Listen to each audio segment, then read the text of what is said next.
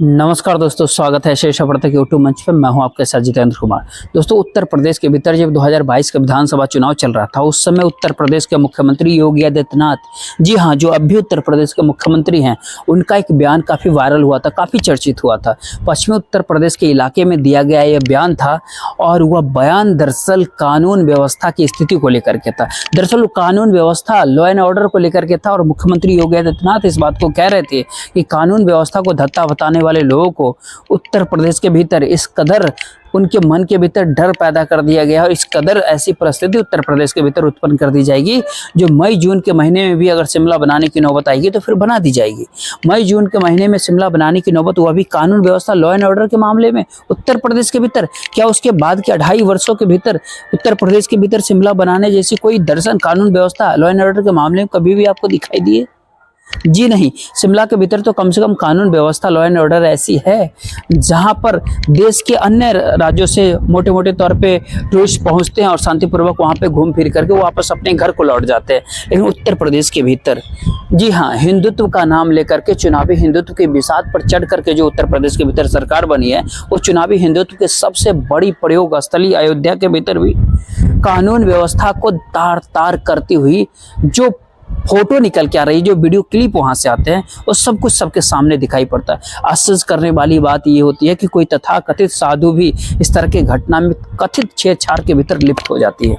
जी हाँ, कहीं साधु हो गए हैं तो फिर कहीं सेवादार हो गए हैं, तो फिर कहीं कोई और हो गए हैं। बुलंदशहर के मामले में एक सेवादार को लिप्त पाया गया तो अयोध्या के भीतर साधु को पाया जाता है।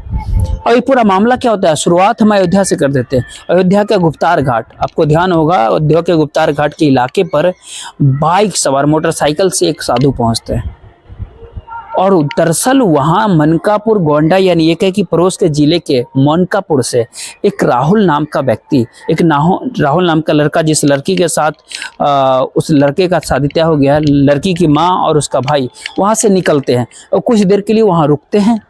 उसके बाद से राहुल के साथ साथ साधुओं की बातचीत होती है, आपसी झड़प होती है। बातचीत की शुरुआत कैसे होती है, क्या कुछ होती है, उसके मामले में पुलिस प्रशासन की और वीडियो क्लिप को अगर देखें तो दोनों के भीतर बिल्कुल अलग अलग तरह की चीजें दिखाई पड़ती है। लेकिन खैर, सवाल यह है कि पुलिस कैसे अपनी थ्योरी को तैयार करते हैं। निश्चित तौर पर पुलिस की इन्वेस्टिगेशन के ऊपर सवाल नहीं खड़ा किया जा सकता, लेकिन सवाल है कि पुलिस ने तो एक बार दिल्ली के भीतर जस्का लाल मर्डर केस के भीतर भी बरी कर दिया था और आरोपियों को वहां देखा होगा, लेकिन बाद में दोबारा उस पर ट्रायल हुआ। खैर, अयोध्या के मामले को अगर देखें एक सिरे से तो फिर इसके भीतर आपको साफ साफ दिखाई देगा।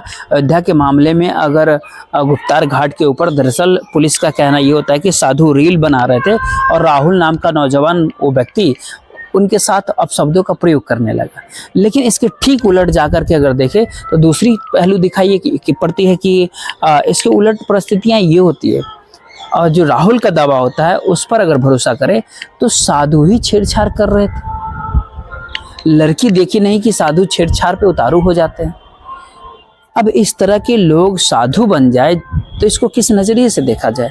साधु के बारे में कहा यह भी जाता है कि उनमें से एक साधु मध्य प्रदेश से आए होते हैं। अब अयोध्या के भीतर जो संतों की नगरी होती है, जहाँ महंत परमहंस रामचंद्र दास जैसे संत रहते थे, जो बिल्कुल मर्यादित तरीके से अयोध्या की लड़ाई लड़ रहे थे, उस अयोध्या के भीतर इस तरह के साधु, आखिर राम का नाम, राम की नगरी का नाम बदनाम करने के लिए इसी तरह के साधु वहां पर पहुंच जाते हैं। बाइक सवार, बाइक के ऊपर चढ़ करके उसके बाद से वहां पर साधु द्वारा रील बनाया जाता है। दरअसल भारत देश के भीतर साधुओं की स्थिति को लेकर के कुछ कहना भी इस समय में मुनासिब नहीं होता। धर्मपरायण देश के भीतर, लेकिन इस भारत देश के भीतर साधुओं के भेष में न जाने अच्छे साधुओं की मौजूदगी के बीच कुछ इस तरह के ढोंगी साधु भी बन गए हैं, जिनको देख करके साफ साफ इस बात का अंदाजा लगाया जा सकता है सुशासन के भेष में दुशासन की भूमिका निभाते हुए कहीं न कहीं दिख रहे हैं। सुशासन का योगी आदित्यनाथ उत्तर प्रदेश में ये दावा और इसी तरह के दुशासनों के द्वारा चूर चूर किया जा रहा है उत्तर प्रदेश के भीतर। सवाल ये है कि मई जून के महीने में शिमला तो नहीं बना उत्तर प्रदेश के भीतर, लेकिन मई जून के महीने में, और मई जून तो छोड़ दीजिए, अक्टूबर के महीने में, जी हाँ, इसी अक्टूबर के महीने की बात कर रहा हूँ जिसके भीतर आपसे मैं बातचीत कर रहा हूँ, मुखातिब हूँ, इसी अक्टूबर के महीने में इस तरह की चीजें, इस तरह की वीडियो क्लिप अयोध्या के गुप्तार घाट से आती है और उत्तर प्रदेश के जिस भी इलाके में देखिए ऐसी ऐसी खबरें रोजाना आती रहती है। अभी 1-2 दिन पहले की एक घटना होती है कि एक मामले के भीतर पुलिस किसी को पकड़ करके ले जा रही थी, उसके बाद जो है कहीं घेर करके पुलिस वालों का ही उसी के ऊपर लाठी डंडो या फिर जिस तरीके से वो बल प्रयोग करके हो, उसका चेहरा वगैरह भी फूट फाट गया है, वो भी देखे हैं। और उससे भी आरोपी लोग उससे पुलिस वाले से छुड़ा करके ले जाते हैं। अजीब सी उत्तर प्रदेश के भीतर लॉ एंड ऑर्डर होता है, कानून व्यवस्था होता है। इस तरह की कानून व्यवस्था का लॉ एंड ऑर्डर का याद रखिए, उत्तर प्रदेश के अयोध्या गोरखपुर ही नहीं, गुप्तार घाट के साधु ही नहीं, बल्कि पश्चिम उत्तर प्रदेश के बुलंदशहर का मामला भी इससे ज्यादा संगीन होता है। वहां पर राधा स्वामी सत्संग ब्यास के एक 65 वर्ष उम्र के एक सेवादार के ऊपर आरोप लगता है। 6ठी और 8वीं क्लास की छोटी सी बच्चियों के साथ यौन उत्पीड़न का आरोप लगता है सेवादारों के ऊपर। ये कौन सा भारत, ये कौन सा उत्तर प्रदेश के भीतर लॉ एंड ऑर्डर, ये कौन सी परिस्थिति दरअसल आ गई है, जिस परिस्थिति के भीतर एक तरफ देश के प्रधानमंत्री नरेंद्र मोदी बेटी पढ़ाओ और बेटी बचाओ का नारा लगाते हैं, हिंदुत्व की बात करते हैं। और हिंदुत्व की बात जब वो करते हैं तो कहीं ना कहीं उसके भीतर कभी कोई मंगलसूत्र लेकर के चला जाएगा, कभी कोई भैंस खोल करके चला जाएगा और मुसलमानों को दे देगा, इस तरह की बातें भी करते हैं। लेकिन सवाल है कि यहाँ पर साफ साफ स्पष्ट दिखाई पड़ रहा है कि अस्मत लूटने वाला भी हिंदू है, जिसकी लूटी जा रही है वह भी हिंदू है। और तो और साहब, जो फुटेज, जो वीडियो क्लिप अयोध्या से निकल करके आती है, उस वीडियो क्लिप को से देखने पर तो यह भी लगता है कि कहीं ना कहीं उसके भीतर जिक्र भी मुसलमान का आता है। आखिर क्यों? कथित तौर पर जिस युवक का जिक्र होता है, उस वीडियो क्लिप की आवाज अगर यदि सच है, असली है, उसकी सत्यता की पुष्टि को हम नहीं करते, वीडियो फुटेज की घटनाओं को देखते हैं, अगर उसकी बातों को सही माने तो उसकी आवाज की सत्यता को पुष्टि नहीं करते, उसके भीतर जो आवाज होती है, जो आवाज आती है, वो आप भी देख सकते हैं। वो नौजवान इस तरह से, जो प्रीत पक्ष का नौजवान होता है, जिसके मंगेतर को छेड़ा जाता है, यानी राहुल के मंगेतर को छेड़ा जाता है, वो नौजवान कहते हुए बताता है कि ऐसे साधुओं की वजह से ही मुसलमान सर पर चढ़ रहे हैं। यानी माहौल इस कदर से बढ़ जाता है, इस कदर से बनता है गुस्सा साधुओं से, लेकिन जिक्र मुसलमानों का होता है। आखिर पश्चिमी उत्तर प्रदेश के मामले में ऐसा कुछ नहीं होता है। बुलंदशहर के भीतर जो घटना हुई है, उसके भीतर तो सेवादार 65 वर्ष उम्र के राधा स्वामी सत्संग ब्यास का 6ठी 8वीं क्लास की बच्चियों के साथ 8 महीने से दुष्कर्म का आरोप उसके ऊपर लग रहा है। सोचिए, यह उत्तर प्रदेश का नया मॉडल है, जिसकी तरफ एक तरफ बुलडोजर है, दूसरी तरफ इनकाउंटर होता है, तीसरी तरफ न्यायालय का हस्तक्षेप होता है, चौथी और हिंदुत्व का नैरेटिव होता है, 5वीं तरफ मई जून के महीने में शिमला बना देने का जो दावा होता है। और 6ठी ओर जाकर के अगर देखें तो उत्तर प्रदेश के अंदर जो सामाजिक विचार विमर्श का बदलता हुआ दायरा होता है, जिसके विचार विमर्श के दायरे में हर समस्या का एक ही इलाज ढूंढते हैं और एक ही एंटीबायोटिक दवा लोगों को पता लग गया है कि कोई भी बीमारी हो, वहाँ उसको हिंदू मुसलमान के नैरेटिव में जाकर के फिट बैठा दो, किस बीमारी को कहाँ लगाना है, कहाँ बैठाना है, कर दो। जो 65 वर्ष के सेवादार 6ठी और 8वीं क्लास की बच्चियों के साथ जो यौन उत्पीड़न करता है, जो दुष्कर्म करता है, जो उसमें से एक बच्ची गर्भवती का प्रेग्नेंट होने का मामला भी एक बच्ची के बारे में बताया जाता है, इस मामले को कहाँ लेकर के जाएगा? जहाँ पर साधु के वेश में बाइक मोटरसाइकिल चलाने वाले लोग, रील बनाने वाले लोग, पुलिस की थ्योरी के मुताबिक रील को बनाने वाले लोग, वो लोग किसी लड़की को छेड़ते हैं। आखिरकार उसके बाद हाथापाई की नौबत, आपसी झड़प की भी नौबत आती है। स्थानीय लोग का ये कहना होता है कि हाथापाई पर भी लोग उतर आते हैं। आखिर कहाँ पर लॉ एंड ऑर्डर मामले को लेकर के उत्तर प्रदेश के उदाहरण योगी मॉडल बुलडोजर के ऊपर चढ़ करके चुनावी प्रचार ये कहाँ पर चलेगा? आखिर गुजरात के सूरत के भीतर गुजरात विधानसभा चुनाव के भीतर बुलडोजर पे चढ़ करके प्रचार हो रहा था। अमेरिका के भीतर भी, भारत छोड़िए, अमेरिका के भीतर भी कुछ इस तरह के लोग बुलडोजर निकल गए थे प्रदर्शन करने के लिए। आखिर इस तरह का माहौल जो बना हुआ है, इस माहौल के भीतर आपने देखा कि उत्तर प्रदेश के भीतर BHU बनारस हिंदू विश्वविद्यालय के जांच, मतलब सेंट्रल यूनिवर्सिटी अति प्रसिद्ध बनारस हिंदू विश्वविद्यालय के भीतर 2 लड़कियों के साथ क्या हुआ था। इसी उत्तर प्रदेश के भीतर इंस्पेक्टर सुबोध कुमार सिंह के साथ क्या हुआ था। हाथरस के भीतर दलित लड़की के साथ क्या हुआ था। इसी उत्तर प्रदेश के भीतर भारतीय जनता पार्टी के विधायक और पूर्व केंद्रीय गृह राज्य मंत्री के ऊपर कौन कौन से आरोप लगे थे। और इसी उत्तर प्रदेश के भीतर इनकाउंटर पॉलिसी बुलडोजर मॉडल के तहत अपराध को कम करने का जो दावा किया गया, वो दावा टाइफिस क्यों दिख पड़ता है। दरअसल उत्तर प्रदेश के भीतर कानून व्यवस्था, लॉ एंड ऑर्डर को लेकर के कम और बात करें उससे कहीं ज़्यादा मुद्दा कानून व्यवस्था के मुद्दों के ऊपर हाई हैंडेडनेस, यानी ये कह कि कड़ी एक्शन की फुटेज बनाने के ऊपर ज़्यादा सिमटता हुआ दिखाई पड़ता है।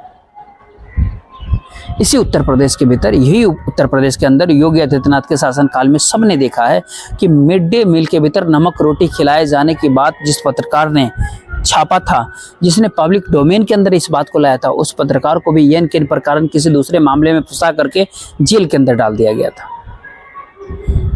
दरअसल कानून व्यवस्था का मुद्दा एक ऐसा मुद्दा होता है, एक जटिल मुद्दा होता है।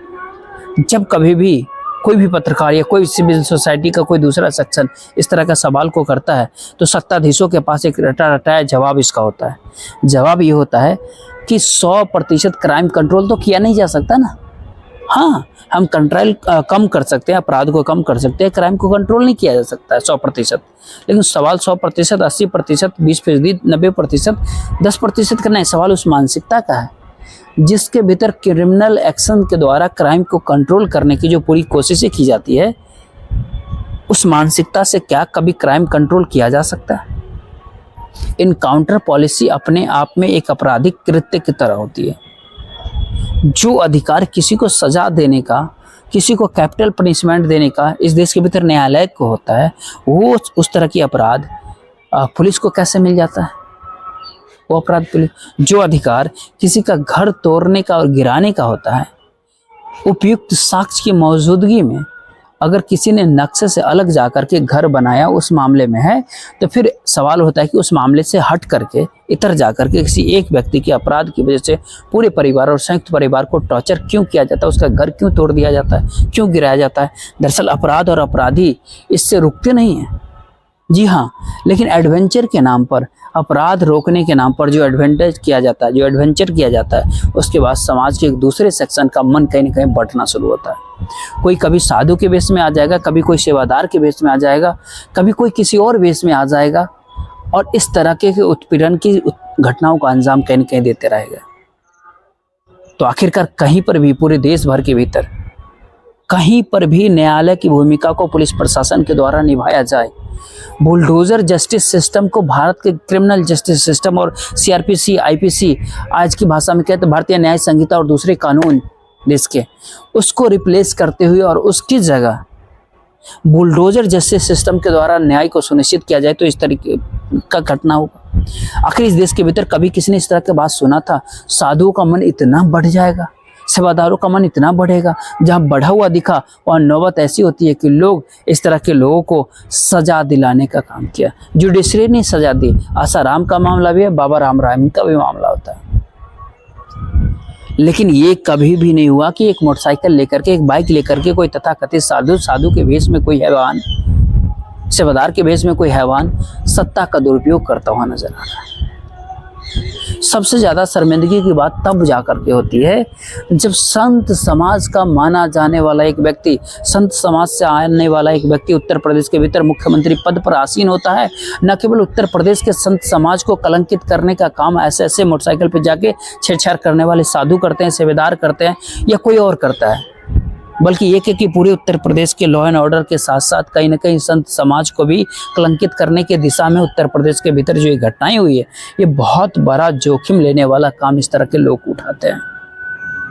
आखिर किसने इनको अधिकार दिया कि संत के नाम पर, सेवादार के नाम पर हैवान बनकर के पूरे उत्तर प्रदेश के कानून व्यवस्था को चैलेंज करे? किसने किसी को इस तरह के अधिकार कौन दिया? किसने अधिकार दिया कि साधु के वेश में, सेवादार के वेश में जाकर के इस तरह के गलत कृत्यों से किसी राजकीय प्रशासन को बदनाम करे? दरअसल ये प्रशासन को बदनाम करने की कोशिश नहीं, बल्कि ये कहे कि मन बढ़ने की स्थिति में हम कुछ भी कर सकते हैं, जो चाहे हम कर सकते हैं, क्योंकि सत्ता के भीतर बैठे हुए लोग कहीं ना कहीं बचा ही लेंगे।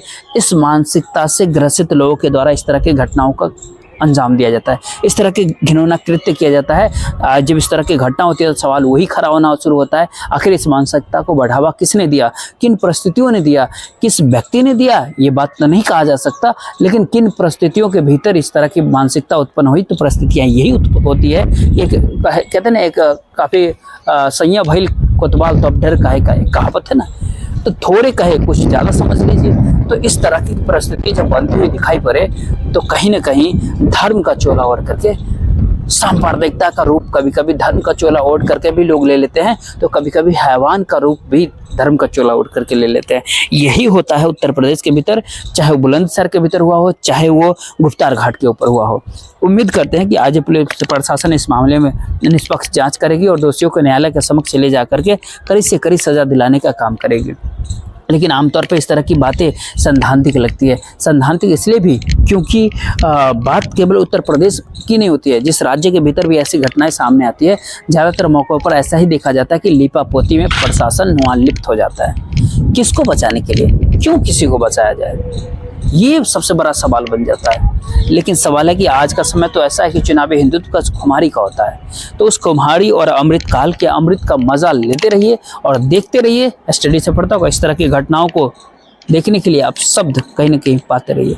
ये जी आज की सबसे बड़ी नियति होती है। उम्मीद करते हैं कि उत्तर प्रदेश के मुख्यमंत्री योगी आदित्यनाथ, कि उत्तर प्रदेश के मुख्यमंत्री के साथ साथ लॉ एंड ऑर्डर के मुखिया भी हैं, गृह मंत्री भी हैं उत्तर प्रदेश के, तो कहीं ना कहीं इस मामले पर, इस मुद्दे पर अपने प्रशासन के साथ साख बचाने के लिए ही सही, ऐसे ऐसे लोगों के साथ कड़ी कार्रवाई करके उनको भी आसाराम जैसी और बाकियों की तरह ही सजा दिलाने का काम करे। जो भी CRPC या RPC या भारतीय न्याय संहिता के अंदर जो वर्णित है उससे न्याय दिलाने का काम करेंगे। फिलहाल इस वीडियो को शेयर कर दीजिए, वीडियो को लाइक और चैनल को सब्सक्राइब जरूर कीजिएगा। साथ ही जय हिंद, जय भारत।